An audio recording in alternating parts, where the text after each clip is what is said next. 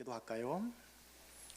하나님 아버지, 요한복음 19장 28절에서 34절의 본문을 통해 우리 주 예수 그리스도를 대면하고자 합니다. 영이신 주님을 만나게 하옵시며 나를 향하신 양날의 검 같은 하나님의 말씀이 들어오게 하여 주셔서 나를 거듭나게 하시고 나를 온전케 하시는 생명의 말씀 되게 하여 주옵소서. 예수 그리스도 이름으로 감사하며 기도합니다. 아멘. 오늘은 교회 용어로 종려주일이라고 합니다. 예수님께서 십자가에 못 박히시기 위해 예루살렘성에 들어가는 날입니다. 수많은 백성들이요 종려나무 잎 가지를 들고 들어가시는 예수님을 환영하였다 해서 종려주일이라고 해요. 예수님은 이제 금요일날 돌아가시는 거고요.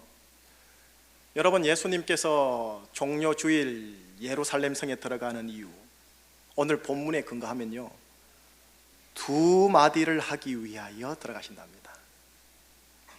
이 두 마디를 하기 위하여 성탄절날 탄생하셨다 해도 과언이 아니고요, 이 두 마디 안에 하나님의 뜻이 있고 하나님의 영광이 녹아져 있답니다.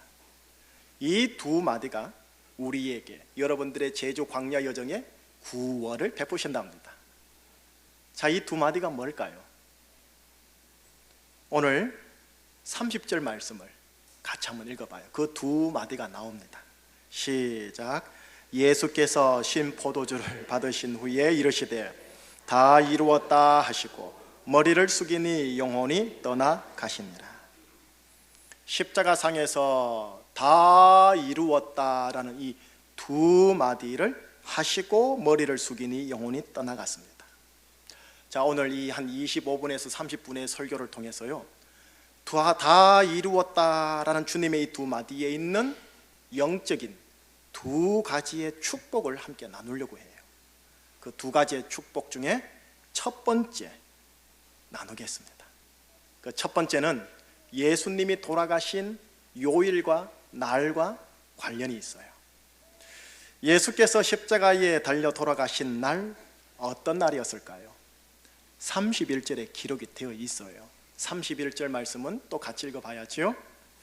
이 날은 준비일이라. 유대인들은 그 안식일이 큰 날이므로 그 안식일에 시체들을 십자가에 두지 아니하려 하여 빌라도에게 그들의 다리를 꺾어 시체를 치워달라 하니라. 예수님이 십자가에 달려 돌아가신 날이요 준비일이래요. 요일로 말하면 예수님은 금요일날 돌아가셨거든요. 그리고 그 다음 날은 토요일이에요. 유대인들은 그날을 안식일이라고 한답니다. 그런데 곧 맞이하게 될 안식일이 보통 안식일과는 다른 날이었나 봐요. 왜냐? 오늘 본문에 그 안식일이 큰 날이므로라고 기록이 되어 있어요. 그 큰 날을 준비하는 준비일 금요일 날 예수님이 돌아가셨대요. 자, 무슨 날이기에 이 안식일이 큰 날이다라고 하며 이 큰 날 전날에 예수님이 돌아가셨을까요? 이것을 알기 위해서는 여러분, 우리 초신자든 기신자든 구약의 성경 배경을 아셔야 한답니다. 구약의 성경 배경 속에서 예수님이 등장하시거든요. 구약 유대인들에게 있어서 지금도 마찬가지예요. 가장 중요한 명절 두 가지 중에 하나가 있다면, 여러 명절이 있지만 그 중에 첫 번째, 두 번째로 해서 두 번째 중에 첫 번째로 중요한 명절이 있다면 유월절이에요. 주님께서 돌아가신 그 해요, 그 연도에는 유월절과 토요일이라는 안식일이 한 날로 겹쳐진 해였답니다. 그래서 그 안식일은 다른 안식일과 다르게 큰 날, 큰 안식일이었다라고 해요. 유월절과 안식일이 겹쳐지는 날 전날에 예수님이 돌아가셨대요. 이걸 기억하면서요, 자막을 보시면 그날 돌아가신 예수님에 대하여 고린도전서 5장 7절은 이렇게 표현하고 있어요. 자막 나오면 같이 한번 읽어볼까요? 시작. 우리의 유월절 양 곧 그리스도께서 희생이 되셨느니라. 예수님을 동물에 비유하고 있죠. 유월절 양이라고요. 유월절 양. 그렇다면 유월절이 뭔지를 알아야겠지요. 하나님께서 모세라는 한 위대한 지도자를 그 옛날 이스라엘 백성들에게 보냈답니다. 이스라엘 백성들은 애굽이라는 큰 제국의 권세에 짓눌려 종살이, 노예 생활을 하고 있었지요.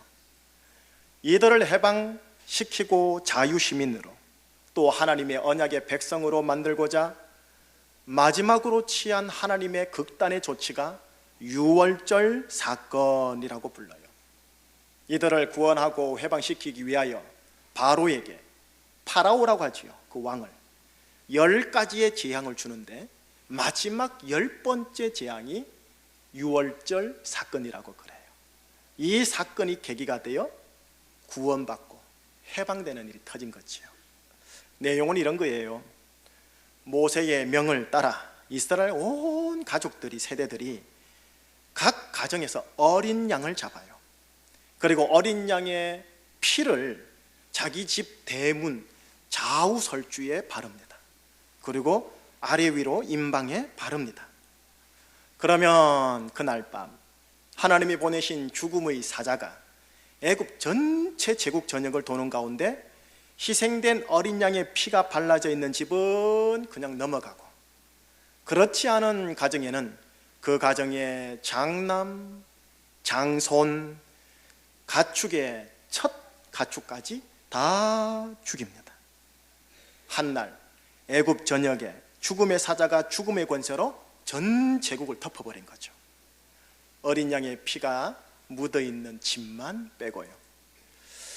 이렇게 죽음의 사자가 어린 양의 피 있는 집을 넘어갔다 하여서요, 그 옛날 100년 전 우리 선조들은 한문 세대다 보니까 넘어갈 유, 넘어갈 월 해서 유월, 영어로 패스 오버이라고 명명하게 되었답니다.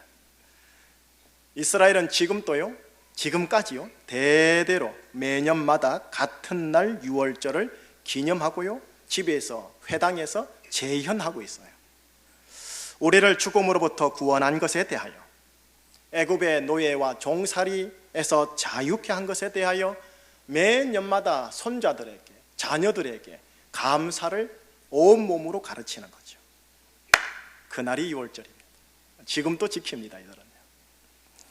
이스라엘 백성들을 죽음에서 구원한 어린 양, 그리고 그 피, 애굽의 종살이에서 자유시민으로 해방시킨 어린 양, 그리고 그 피, 그것이 유월절 양이에요. 이 유월절 양이 신약에 와서 우리가 믿는 주 예수 그리스도를 예표하며 상징하세요. 그래서 방금 전에 읽었던 고린도전서 5장 7절에 우리의 유월절 양 그리스도께서 희생이 되셨느니라 라는 말씀이 기록이 되어 있는 거예요. 예수님이 돌아가신 날이 이 유월절을 준비하는 금요일이었습니다. 우리를 죽음의 권세에서 구원하기 위해 저주, 형벌, 질병, 미움, 죄악의 종살이에서 우리를 하나님의 아들로, 자유 시민으로 해방시키고자 유월절 양으로 십자가에서 보혈을 흘리면서 희생된 거죠. 자, 이런 예수님을 일컬어 세례 요한이 요한복음 1장 29절에서 이렇게 표현합니다. 자막을 보면서 저와 함께 같이 한번 읽어보겠습니다. 이튿날 요한이 예수께서 자기에게 나오심을 보고 이르되 보라, 세상 죄를 지고 가는 하나님의 어린 양이로다. 보라, 세상 죄를 지고 가는 하나님의 어린 양이로다. 지금 나의 죄, 우리 가족의 죄, 교회의 죄, 그 도시의 죄, 그 나라와 민족과 열국과 그 시대의 히스토리, 역사의 죄를 지고 가는 하나님의 어린 양으로 예수님이 이 땅에 오셨다고 세례 요한을 통해 우리에게 소개하고 있습니다. 정리를 해볼까요? 여러분들의 가정과 우리 교회와 여러분들 심령의 주님으로 모신 예수님을 여러분들을 위하여 하나님께서 친히 준비하신 여러분의 유월절 어린 양입니다. 그리고 그분이 여러분들의 구원과 죄 사함과 해방과 자유케 함을 위하여 십자가상에서 피를 흘림으로 되신 겁니다. 여러분, 로마서 6장 23절을 한번 짧게 제가 말씀을 드리는데 아주 파격적인 말씀 하나가 기록이 되어 있어요.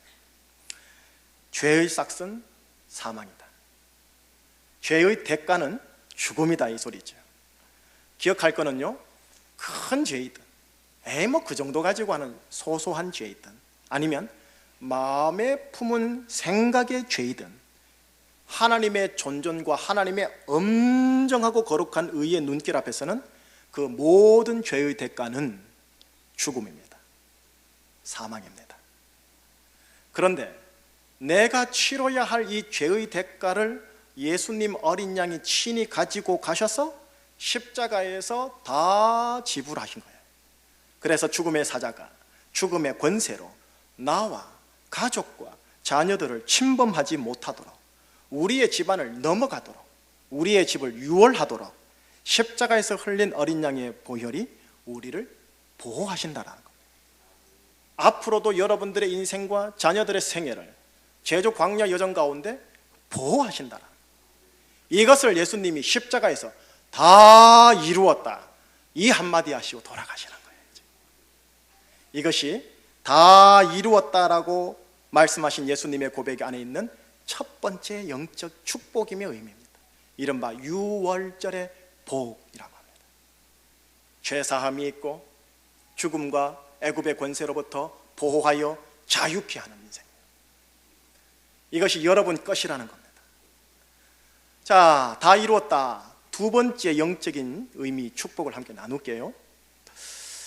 조금 전에 제가 이 유대인들이 아주 중요시 여기는 여러 절기 중에 두 가지가 절기가 있고 그 중에 하나가 유월절이랬잖아요. 유월절은 여러분 그들 유대력이 있어요. 우리 태양력 말고 또 우리가 쓰는 음력 말고 걔네들이 쓰는 유대력이 있어요. 유대력으로는 그들 정월 1월에 있습니다. 유월절이요. 그런데 이 유월절만큼이나 아주 중요한 절기가 7월 달에 하나 또 있습니다. 7월 달에요. 이 7월에 정확하게 말하면 7월 10일 대속죄일이라는 제목으로 절기 하나를 지켜요. 여러분, 보통 1월 1일이 신년이잖아요. 새해 복 많이 받으세요 하는데요, 이 유대인들은 지금 또 새해를 1월 1일 날 지키는 게 아니고 7월 1일 날 지켜요. 7월 1일 날 전국에서 나팔을 불어요. 뿌 하고 부르면 나팔절이 시작되는 거예요. 새로운 해가 시작되는 거예요. 우리 태양력으로 말하면 우리 가을 추수 직후입니다. 가을 추수 직후쯤 됩니다. 신년 1일에 전국에서 나팔을 불고 새해가 시작되는 나팔절이 시작하여서 열흘이 지난 7월 10일 날 대속죄일이란 아주 중요한 절기를 이들이 지킵니다. 이 대속죄일의 절기가 지금 함께 보는 십자가 다 이루었다는 말씀 속에 함축되어 있어요. 이제 풀이해 드려 볼게요. 여러분, 제사장들이 많아요. 그 중에 대제사장이라는 분 딱 한 분이에요. 그 한 분이요, 1년 딱 한 번 지성소에 들어갑니다. 지극할 지자, 거룩할 성, 장소, 소.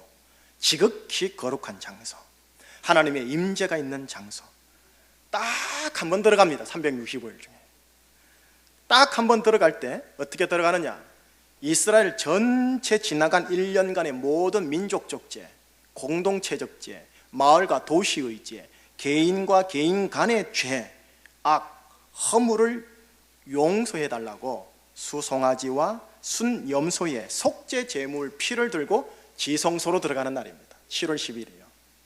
그런데 그날은요, 모든 이스라엘 백성들이 열애 없이요, 자신의 고향과 마을과 집을 떠나서 이 성막이 있는 곳으로 와야 합니다.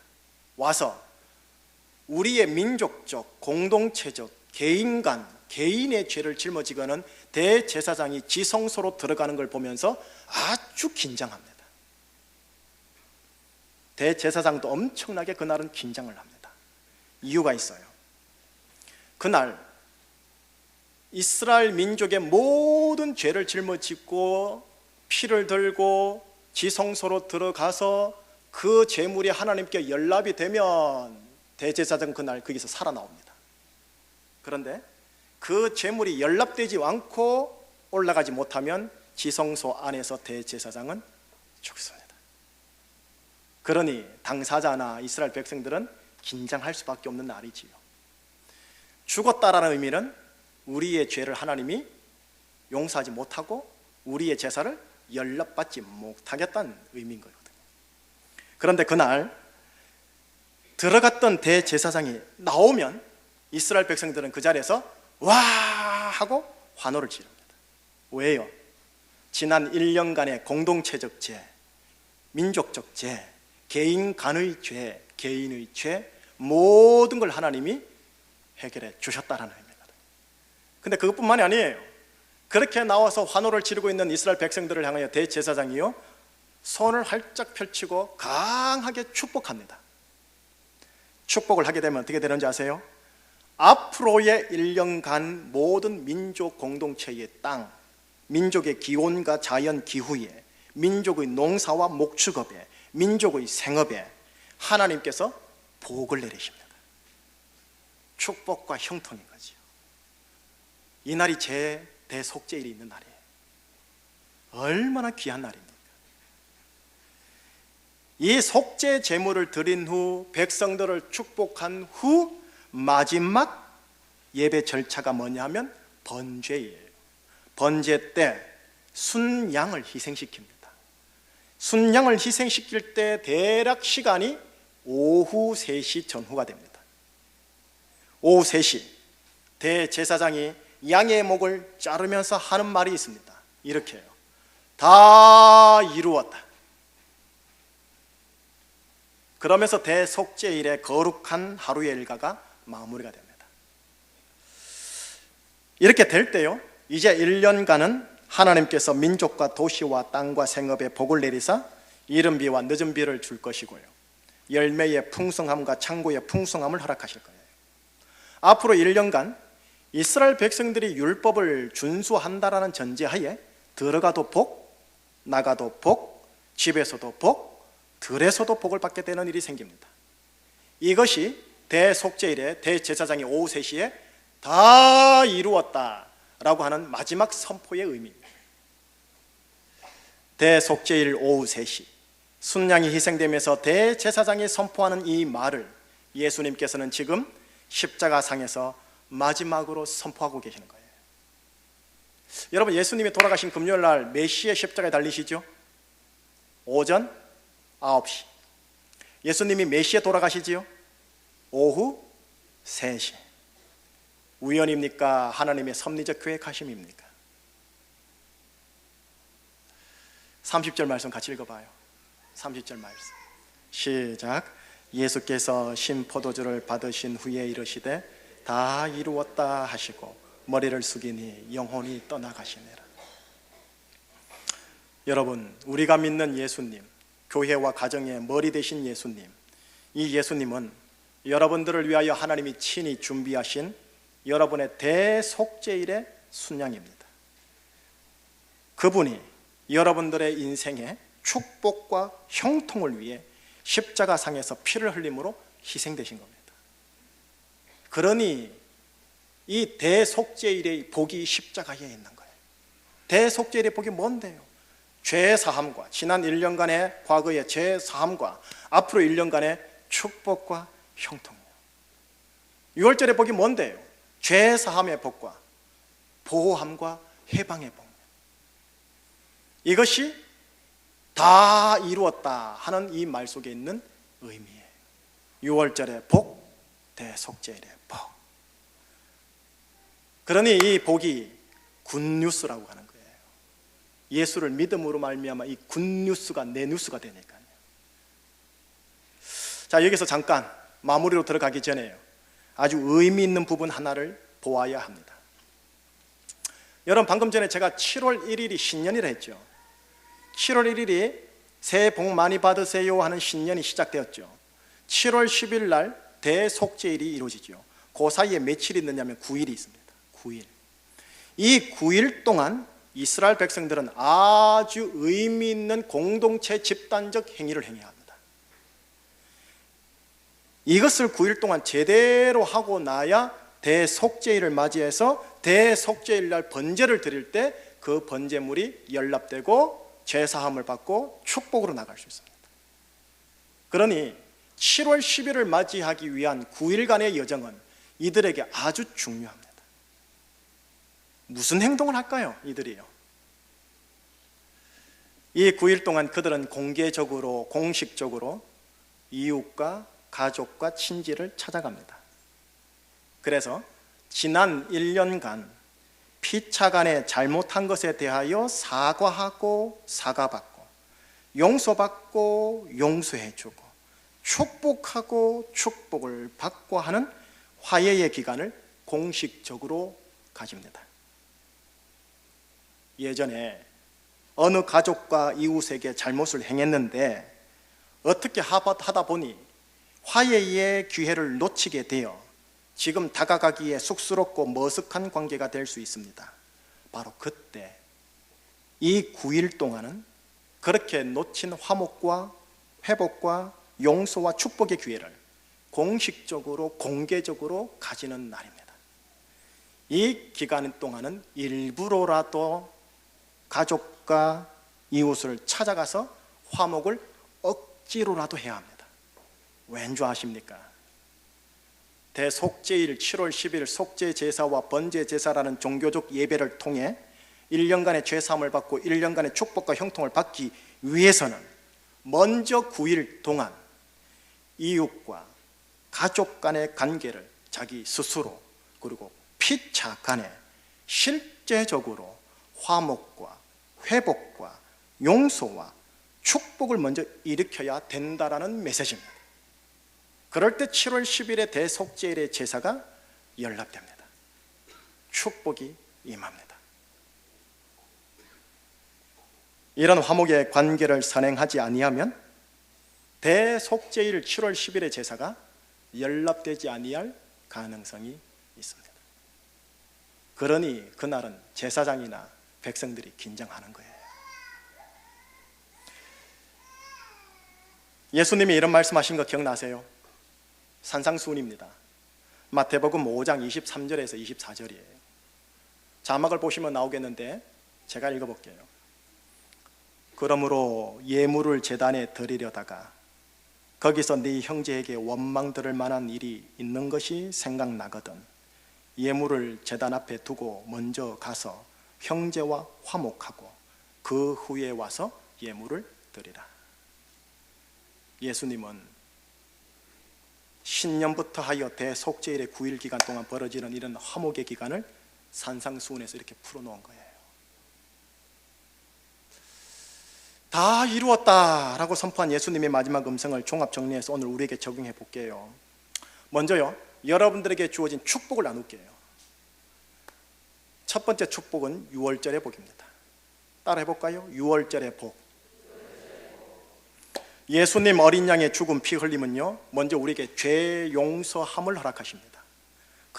큰 죄든 아주 사소하고 미묘한 생각의 죄든 어린 양의 피 흘림은 죄 용서함을 허락합니다. 근데 기억하세요. 아주 사소한 죄라도 그 죄의 대가는 사망입니다. 여러분, 하나님 앞에서는 엄정합니다. 죽음입니다.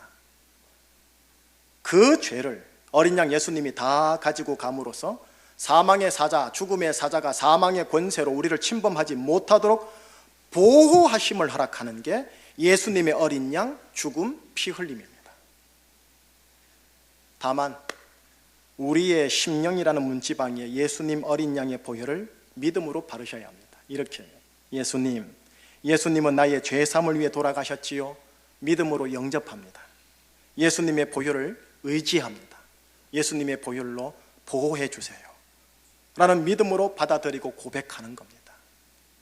그리할 때 예수님의 십자가에서 흘린 어린 양의 보혈은 여러분의 모든 가정을 죽음의 권세에서 보호합니다. 죽음의 정세, 죽음의 정상에서 우리를 보호합니다. 이것을 다 이루었다고 예수님이 하시는 겁니다. 한번 따라해 주세요. 예수님의 보혈이 우리 가정 위에 있습니다. 예. 예배당을 떠나시고 목사가 없는 곳에서 퍽퍽한 광야 여정 관계성 속에서요, 생명과 반대되는 죽음의 정세들이 나타나는 그 빈번한 현장에서요, 예수님의 보혈이 내 인생 위에 있다고 선포하셔야 합니다. 예수님의 보혈이 내 지금 상황 속에 있다고 선포하셔야 합니다. 믿음으로 계속 선포하는 거죠.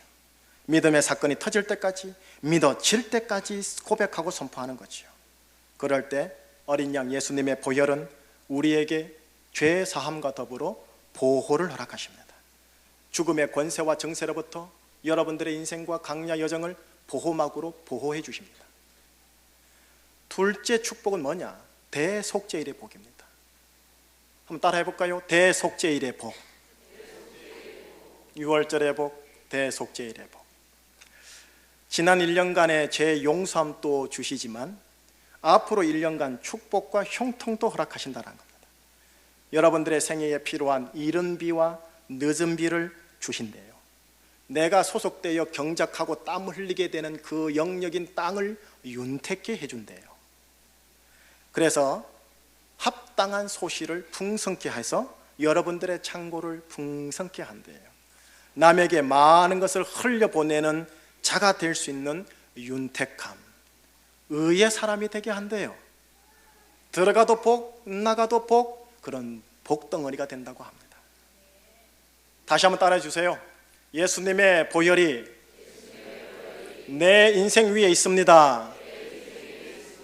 예, 정중하게 따라해서 있습니다 했지만 여러분들은 집에서 예수님의 보혈이 내 가정 위에 있음을 선포하노라.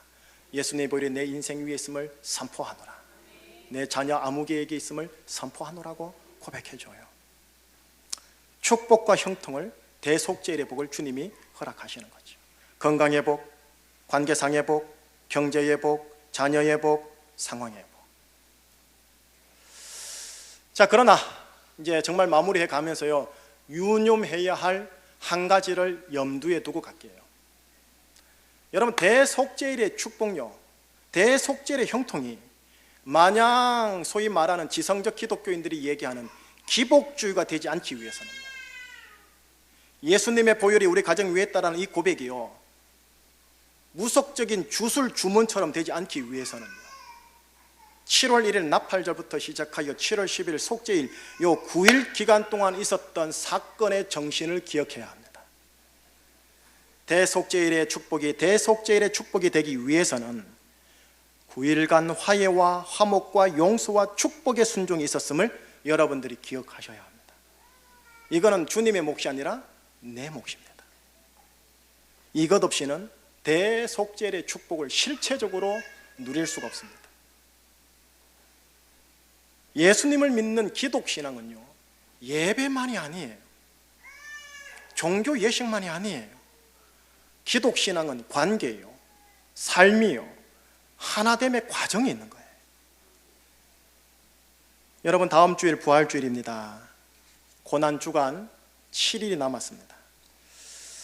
종료주일, 부활주일 7일간 여러분 주보에 헌금 부활 봉투를 받으셨는데 이 부활 예물을 제단에 드리러 오기 전에 형제 자매를 찾아가시지 않으시겠습니까? 부활 예물을 제단 앞에 두고 먼저 가서 형제와 화목하고 회복하고 용서하고 축복하고 그 후에 와서 부활주일 예배를 하나님께 드려보시지 않으시겠습니까? 단 7일 동안 혹시 이거 못하더라도 정죄하지 마십시오. 다만 이 스피릿 정신을 가지시라는 소리고 성령님이 그렇게 몰아가실 겁니다. 가서 거룩한 용기로 화목의 과정을 통과하셔야 합니다. 설령 이번 주간 동안 화목의 온전함이 되지 않더라도 내가 예수님의 말씀에 순복하는 모습을 아버지와 예수님과 형제 자매에게 보여주어야 합니다. 그가 먼저 하겠지 아니라 내가 먼저 순복하리라 여야 합니다. 충신이여 말씀을 말씀되게 하라. 그리하면 하나님의 구원을 보리라. 여러분, 성령님이 도와주십니다. 적극적으로 찾아가서 이렇게 말하고 나눔을 가지는 건 어떨는지요? 형제님, 당신께서 설령 당장 나를 용서해 주지 못해도 제가 먼저 용서함을 빕니다 라고요. 형제여, 당신이 나에게 용서함을 먼저 빌지 못해도 제가 먼저 당신에게 예수 그리스도의 용서함을 선포하며 축복합니다 라고요. 형제님, 당신이 나에게 축복할 마음이 아직 생기지는 않더라도 제가 먼저 주님의 이름으로 당신을 축복하고 중보하겠습니다 라고요. 이것이 예배와 종교와 별개인 살아있는 기독 신앙입니다. 이것이 예수님을 믿는다라고 하는 겁니다. 이것이 예수님을 나의 주님으로 모셨다고 하는 자들의 마땅한 순복입니다. 이것이 선행되어야 부활주일의 부활의 능력이 유월절의 복과 대속죄일의 복으로 나타납니다. 그러나 또 혹시요 7일 후에 못하고 오시더라도 오십시오. 7일 동안 못하더라도 성령님께서 여러분들을 매일매일 이런 화목과 회복과 하나됨과 축복의 기간으로 이끌어 가실 거고요. 여러분 스스로도 대속죄의 복을 받기 위해서는 이 화목과 회복과 9일간의 여정이 동시에 필요하다는 것을 인지하시기 바랍니다. 예수님은 하실 일을 다 이루셨습니다. 예수님은 우리에게 유월절의 복과 대속죄의 복을 이 땅에서 마음껏 누리도록 하기 위하여 십장에서 일을 다 이루셨습니다. 다 이루신 이 일과 복을 여러분 모두가 제주 광야 여정 가운데 온전하게 누리기를 원하십니다. 주님의 보혈은 나를 위한 것이고 내 위에 있음을 믿음으로 고백하고 믿음으로 선포해 주세요. 사랑하는 가족들을 축복할 때 주님의 보혈이 그곳에 있음을 선포합니다. 주님, 주님의 보혈의 보화 힘 가운데 그 인생 잘 가게 하여 주시옵소서. 혹시 반대급부 죽음의 정세들이 더 많이 나타난다 할 때 그때마다 더 주님의 보혈을 의지하십시오. 십자가상의 예수님 바라봐 주세요. 그러는 가운데 누리는 인생, 흘려보내는 인생은 그냥 믿습니다, 선포합니다 라는 고백하는 기복주의 신앙에서 이루어지지 않습니다. 잊지 마세요. 여러분들은 예수 그리스도 안에서 하나님의 의로 부름받은 자들입니다. 당장 의의 행실이 못 나오더라도 기억하세요. 나는 예수 그리스도 안에서 하나님의 의의 사람이다. 예수의 보혈의 희생으로 나는 하나님의 의의 사람이 된 자이다. 자신의 정체성을 계속 기억하십시오. 그러다 보면 하나님의 의의 사람답게 명예로운 인생으로 살아가도록 성령님이 상황을 몰아가실 겁니다. 하나님의 의의 교회와 가정답게 명예롭게 교회와 가정을 세우도록 하나님이 몰아가실 겁니다. 성령님이 도와주십니다. 이번 한 주간 고난주간입니다. 여러분 다시 말씀드릴게요. 고난주간 새벽기도 나오면 복받고 안 나오면 저주받고 그거 아닙니다. 절대로 율법적으로 생각하지 마세요. 여러분들은 자원하는 심령으로 주님의 고난에 동참하고자 하는 분들만 나오시면 됩니다. 예수님께서 이 고난주간에 아버지여 나의 원대로 마시고 아버지의 원대로 하옵소서 라고 분투한 것처럼 이번 한 주간이나 평생의 삶을 사는 가운데 화목과 하나됨과 회복과 용서와 축복을 이루어 나가는 이 일들을 통해서요, 유월절의 복과 오순절의 복이, 유월절의 복과 대속죄일의 복이 충만하게 풀어져서 누리시고 흘리시기를 주의 이름으로 축복합니다. 기도하시겠습니다. 우리 제 위에 죽으신 주님, 유월절의 복과 대속죄일의 복을 다 이루시고 우리에게 온전히 주시고 이것을 누리기를 원하시는 것을 확인하였습니다. 예수님의 보혈이 이들에게 있음을 선포합니다. 이들을 사랑하사 이들을 위하여 죽어주셔서 우리가 그 사랑을 받게 해주시면 너무 감사합니다. 날마다 주님의 형상대로 우리가 성령의 능력으로 변화되도록 인도하여 주시옵소서. 예수 그리스도 이름으로 기도합니다.